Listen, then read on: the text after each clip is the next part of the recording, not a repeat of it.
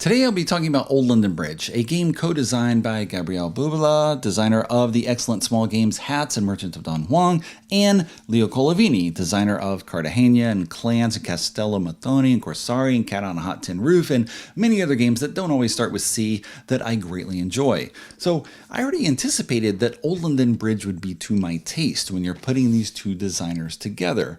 But what was more amazing after playing this game multiple times was to see how much this design was emblematic of what publisher Queen Games has been releasing for more than 25 years. It's kind of amazing to have that level of consistency with a particular style of game. So you have this, which is a review copy, as is 2020's Zen Garden and 2019's Copenhagen, all the same style. We've got Speculation from 2013, it's a purchase copy. I got Kingdom Builder from Donald X. We got 2010's Fresco. We got purchased 2003's Alhambra, also purchased somewhere in the house. I wish I could bring them out. Show Manager and Expedition, both from 1996. It is amazing to look at how consistent Queen has been with this style of play for so long. So the games generally play in 45 minutes, sometimes a little shorter or longer, but generally 45-minute range, where you have a Spiel des Jahres level of difficulty. I mean, Alhambra 1, Kingdom Builder 1, so clearly Queen is targeting the jury, or rather this market, where you can play casually and do okay, or you can play a little bit more thoughtfully, a little more planning in what you're doing, and you're going to do better. So it's hitting this family market in terms of the level of difficulty. And generally the games all reward positive play, where you are trying to build your own thing. Generally, except in a two-player game, you're not going to target other people by taking their tile or their space or card or whatever it is, because it's going to hurt you at the same time. Generally, you can build up yourself and maybe you're going to hit someone along the way, but it's just incidental. I was just trying to do what's best for me, and that's it. It's a bonus to hurt someone else along the way, but you're never going to go out of your way to do that because it's only going to hurt you in the process. Except again, two-player game, that's the exception, because if I can punish you and I come off neutral, then I'm still ahead of you. Okay, this is not the only thing that Queen has released. It's done many other styles of game over these 25 years. I mean, you look at more involved games like Shogun and Wallenstein, that are very much designed about hurting the other player. Okay, those exist, but Queen has done this family game style for a very long time. Pretty much once a year at least, you're going to have a game that comes out and hits this market, this Spiel des Jahres market, where it's a positive game. You're building something and hopefully you just come out on top after doing all this.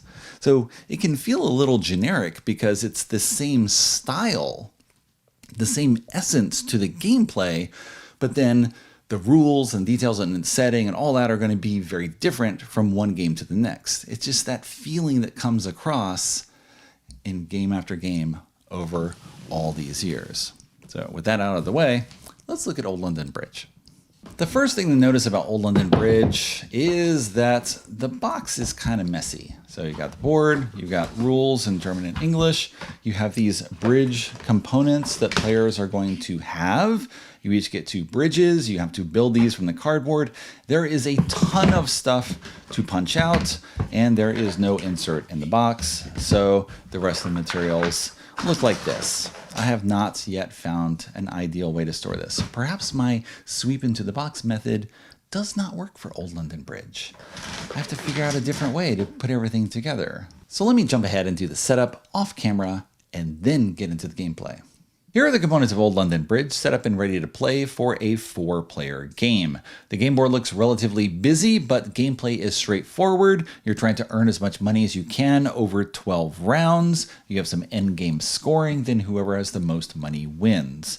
You are each constructing your own version of a new London Bridge because the old wooden one has fallen down. You've got a new one with stone foundations. You're going to be placing buildings in your bridge, with these buildings represented by 6 types of tiles. Yes, the park also counts as a building. You're going to be placing them in your bridge, trying to fill it up in a profitable manner over the course of the game. Each player has a set of cards numbered 0 to 4. You have one additional card based on your placement in the tiebreaker chart. So yellow is first in the tiebreaker, gets an extra 1. This extra 2, extra 3, extra 4. So you have more bidding power because you start later in the tiebreaker chart. At the start of each round, you're going to reveal a portcullis tile that shows a number 1 to 3.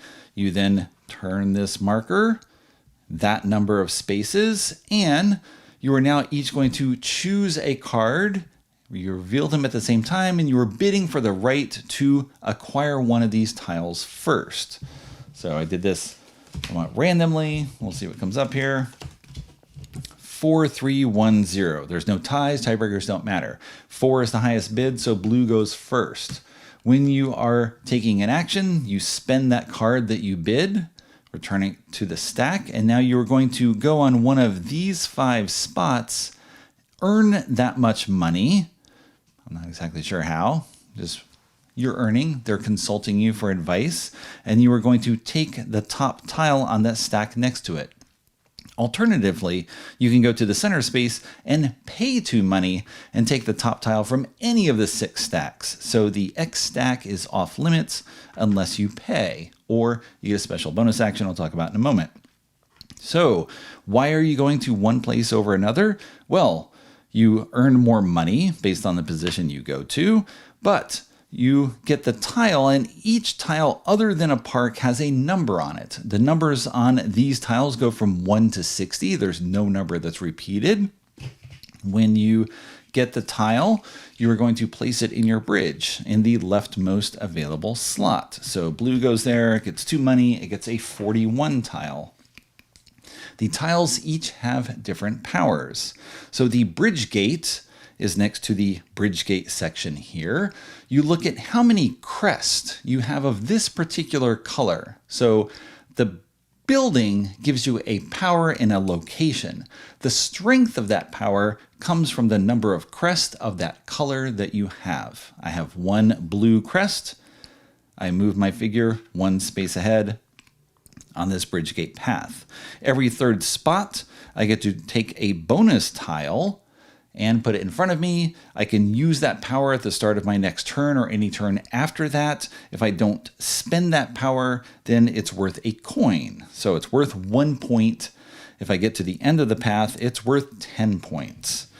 So the powers, there are 8 different powers with 3 copies of each in the stacks. The current stack, for example, says I can go in the center and I don't have to pay money. So this is worth 2 coins, 2 points, because money is points. Or if I don't spend it, it's worth 1 point. So I'm probably going to use it. This one lets me advance 2 spaces on the tiebreaker track, just as a single action. This one lets me go to the X spot when normally it is off limits. There are other powers in there that let you save money or give you bidding cards or advance on the bridge path or go to a space that someone has already gone to. So simple powers that let you mix things up a bit. Now, this space is off limits. Yellow is the next bidder. They pay their 3. They can go somewhere. Maybe they go here they get 3 coins. Great. They get this. The hostelry is where you find new people. So this building, right, is next to the hostelry. Everything is next to what it's getting you. It's very nicely designed that way. You look at the strength of the action, 1, and you get that much additional bidding power. So at the start of the game, every reward is very small. You get to move ahead 1 space. You get bidding power of 1 that is added to your stack. If yellow had 4 green, it would get 4 bidding power, and it could take 4 1s or 2 2s or a 3 and a 1 or a 4 or whatever combination it wants and adds those cards to its hand. Now puts this card in its bridge. So red's next, pays its 1. Let's say it wants this card that was just revealed. Red can go in the center and pay 2 and take this and put it in here, and it'll get a 1. Okay. Green. Green pays nothing. It bids 0. It keeps this card. You'll always have the 0 bid forever. Let's say we go here, get 2 money, get the church power, put that in the bridge, and you move ahead 1 space because you have 1 orange crest. All of this counts as 1 space at the beginning, so now green is at the front of the tiebreaker chart. If someone lands on someone else, blue would be ahead and then green, sort of standard game bidding rules. If you reach this space, you get 1 money, 2 money, 3, 5, and 10. So you have an incentive to push along here because money is points. You have an incentive to push along here. You have an incentive to get more of these buildings because you get more bidding power. If you go to the haberdasher, you just earn money based on the strength of your guilds. So everyone is gone. You take back your figure, reveal this, spin this around, do a new round. So you're going to bid again. Now, this is where things start becoming trickier because once you have a number in your bridge, the next building that goes up must have a lower number or be a park. The power of the park is that it resets the counting on your bridge. So if you're the yellow player and you've got a 41, you look at all the buildings here and you can place any of them to the right of this one. You can go anywhere and do anything. You might want to bid low because it doesn't matter. Everything fits. Then you might want to bid higher because you want a particular thing. You have a blue building. Well, none of these are blue. Well, these 2 are blue. I'll talk about those in a moment. But none of these are going to add to the power of what you had before. If you are the green player, you have a 12, which means I could place the 6 or the 3 or a park, and that's it. Those are the only 3 buildings that I could place to the right of this one. And if I place this 6 here, now I've got 2 orange symbols, crest, and I would advance 2 on this track because I have a strength of 2. The advantage of the guild house, if you get a guild house, is that it has all 4 crests. So it will increase the strength of every action that you take, but it has no power of its own. So it's going to increase the strength of later powers, but do nothing. The park always has a crest. It resets the numbering, so then you can place anything after that. So I have to bid appropriately as the green player to get one of these 3. This one is worth 3 coins on its own, so it's worth 3 points. I would have a silver crest, which means I would get 1 money, so it's 4 money towards the end game goal. This gets me 2 money and a reset, and then after that, next turn, the subsequent turn, I can take anything.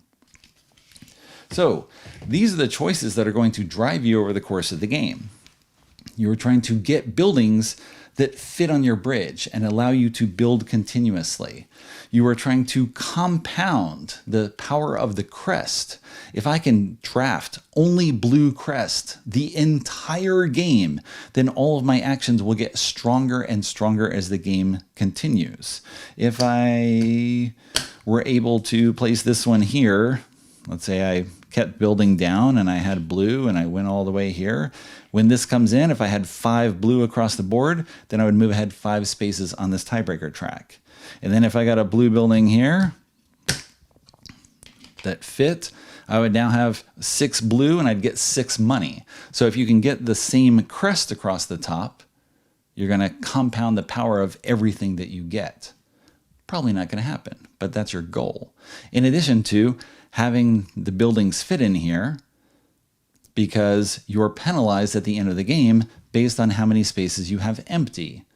If you have 3 spaces empty, then you have to lose 7 money. You spend 7 money as a penalty because you did not complete your bridge design. Why might you have a missing space? Well, if you are unable to take something. So if I'm the green player, let's go back to my situation. I'm going to mess up these stacks continually from this point on. If I'm the green player and I have an option of this, this, and this, and other people outbid me, and blue goes here, and red goes here, and yellow goes here, I can't take any of these 3 and fit it into this space. I would have to choose one of these. You must take a new building every time I would have to take something, my choice, and then I have to throw this away. And now I got something else. There's 12 rounds. You take a building each round. I can now have at most 11 buildings. So other people can take things to block you, but they're generally only going to do so if it helps them.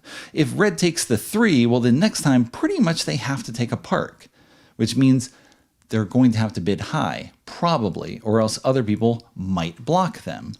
This X can't reach the park, so you don't have to worry about the portcullis coming up and this rotating around, and so the X is on the park, and that makes it, then you have only one spot to get a park, which is the center space.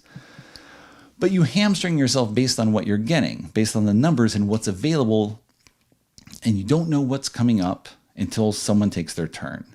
So if yellow goes here and takes this, well, now you know there's an 11 for next time. And maybe that affects your choice right now.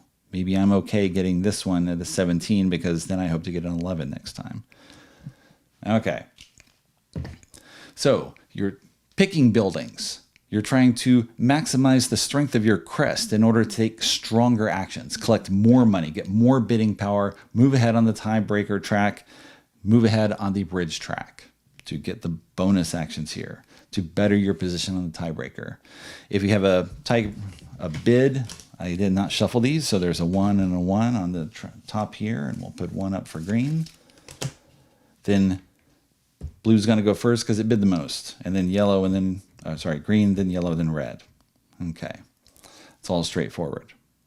You keep going until you have finished 12 rounds, and at the end of 12 rounds, whoever is farthest ahead on the bridge track earns 5 points, and second place gets 3, and third place gets 1. With fewer players, you cut out the secondary and tertiary rewards. With 2 players, you have only a first spot reward of 5 money. Whoever is furthest ahead on the tiebreaker track gets 5, and then 3 and 1. And if there's a tie for these positions, then your position on the tiebreaker track affects the rewards here. So if yellow and green are tied for first, but yellow is ahead on the tiebreaker, then yellow would win this. Okay. Bidding. Whoever has the highest sum of bidding power at the end of the game, not the number of cards, the actual strength of the bidding power. So if you got this, you've got 7. You get 5, 3, and 1 points as a reward. Whoever has the most bridges gets 5, and then 3, and then 1, with, again, ties broken based on the tiebreaker track. You have the penalty, pay the penalty if you don't have a full bridge, and then tally your money and see who wins. There is an overview of Old London Bridge, which I played 4 times on a review copy from Queen Games, twice with 2 players, and once each with 3 and 4. As I mentioned, gameplay is extremely straightforward. Each round, choose a card, pick a tile. That's it. Do that for 12 rounds. The game is slightly different with 2 players. You are going to choose 2 cards each round and resolve them as if they are played separately. So potentially you're going to have player 1 take an action, take another action, and then player 2 and player 2, or 1-2-1-2 or 1-2-2-1 or whatever it is, based on your individual bids and your placement on the tiebreaker chart. So you have only 6 rounds of play because you're bidding 2 cards at a time. Gameplay changes a bit. When you're taking your actions to choose a tile, you place your figure, and then when you take your second action, you pick up your figure and you place it again. So there is less blocking in a 2-player game than there is with 3 players, than there is with 4 players. In the 2-player game, 1 game, each of us completed the bridge entirely. In the second one player was missing a tile.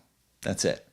In the 3-player game, I think 1 player was missing a tile or 2. In the 4-player game, same. We had very little blocking where it was impossible for someone to place something because, as I mentioned up front, that almost hurts you as much as it does the other player. Because if someone can only place a very small number or a park, and you then take that small number, you're setting yourself up possibly for a bad turn next time. The only way to get around that is possibly in a 2-player game where you know you're taking turns in a row. I can take a low number, then I can take a park, and possibly that's just hurting the other player and they can't do the thing they want to do, and then you hamstring them. With more players, there's more chances of you getting locked out of something. I found that more entertaining because there's a little more going on. Again, you can play very straightforward and just say, this is the tile I want. I'm going to bid and just hope it works out. Or you can start looking at other people and saying, what tiles can they take? What can they take? What cards do they still have in hand to bid with? If you're keeping track of what everyone is spending and what they're gaining over time, you can look ahead a little bit more to try to guess what they're going to do and then play around that. You can, but of course, it's uncertain. You don't know whether other people are taking that level of thought as well, and whether they're going to say, well, if you're going to do this and I'm going to do this, and try to second guess you, because who knows what you're going to do?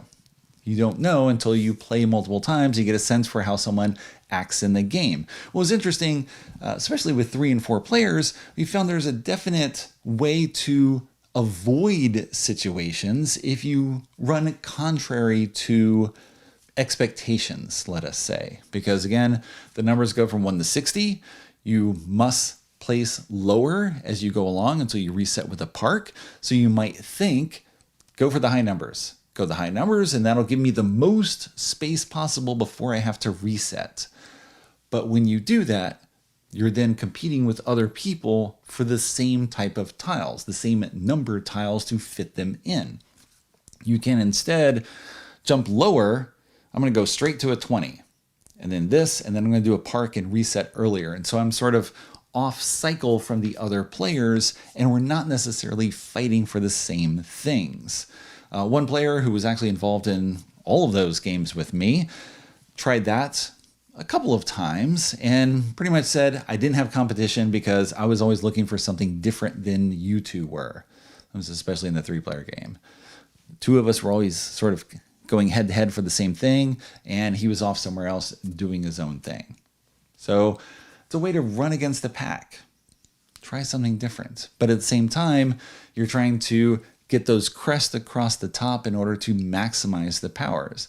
The tiebreaker track seems essential, seems critically important, especially in the 2-player game, because there is no second place bonus for anything. There's only first. So if you're first in the tiebreaker track, well, you already win the tiebreaker bonus. And then you're trying to tie for the other things as well. Can I build as many buildings? Can I get the bidding power? Can I move ahead on the bridge track? And if I do, I'm going to edge you out for that bonus. So it seems critically important. Then in the 4-player game, I ignored the tiebreaker track completely. And I lucked into, or strategically gathered, depending on how you want to think about it, the haberdashery where it was the same color at the top all the time. So, for example, there are 6 gray haberdasheries. I had not looked at the makeup of the haberdashery track. There's 2 orange, there's 2 green, looks like 2 blue. Things are sort of scattered around the table right now. But I ended up getting a couple of guild houses and then getting these, and I earned 5 money and then 6 money and then 7 money getting these down, and just won with that. The power of the haberdashery, just collecting money directly, which no one else seemed to catch on to. I wasn't exactly sure, but I ignored the tiebreaker track completely, didn't worry about anything else, didn't complete my bridge. I just piled up all the money during play through those buildings, and that was enough. The cost to go in the center to get something, it's 2 money to take any of the top tiles. So sometimes someone goes on a stack and takes a tile and exposes the thing that you would want most, and you can't take it directly because they're at that position, but you can go in the center and then get the thing that they just exposed. That's great, but you have to spend 2 money to do that, and that seems like not much. But when you go anywhere else, you're going to earn 1 to 3 money. So you're now down 3 to 5 points. Instead of getting 1 to 3, you spent 2, right? So you're down 3 to 5 points. And are you getting something that's making up that difference more than if you did something else? Not exactly clear. These are more thoughts running through the head instead of a scientific, detailed explanation and exploration of the deltas of every move and the difference and point value and all that. I play much more by the seat of the pants, going with my gut, and just run with that. So I've not done a strict examination, but it seems like you want to avoid the center space as much as possible. There are bonus tiles that let you take the center space without paying anything, or a bonus tile where you get to go where someone else goes or go on the X spot. Okay, those are ways to get around the restrictions of things being blocked off. But depends on what you get as you advance on the bridge track. So there's little choices in the game, and they all add up. Did you keep bidding higher than you needed to? Are you wasting that bidding power? Does everyone realize that they can get what they want by bidding low? It doesn't matter if I go third or fourth because I have lots of options available. And are you aware of that? And then you lower your bid as well. There's all sorts of little things to care about as you are playing the game and focusing on. So it's a very, as I mentioned, streamlined design, minimal rules, easy to jump into, and just try your hand and see how things work out for you. So it's very emblematic of this Queen style play, while also seeming to stay true to these designers' principles of the light interaction where you're possibly stepping in front of other people, mixing things up as you are fighting for tiles. Incidentally, not hurting you, but I might take what you need. Maybe.